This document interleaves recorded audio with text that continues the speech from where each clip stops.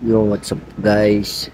So ayun, ito parang siguro nagkataon lang. Kalilipat lang natin dito ng mga PKBM natin dito sa tab. Hindi sila nanganganak kasi dun sa ano eh.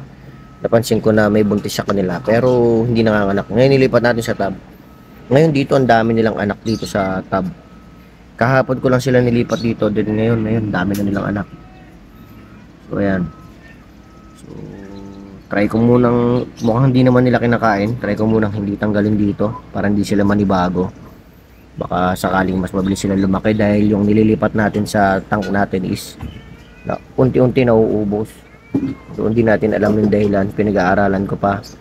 Dahil actually first time ko magkaroon ng mga fry ng mga mollies. Hindi ko kabisado or hindi ko, baka may mali dito sa lugar ko, sa area ko.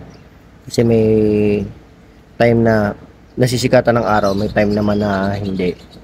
Then baka sa gabi malamig o kaya nauubos yung fry natin or baka may kumakain dun sa tank natin, hindi natin alam. So, ayun. Tingnan natin to. Observe ko to. Hindi ko muna tatanggalin to. Titingnan natin kung magiging okay sila dito.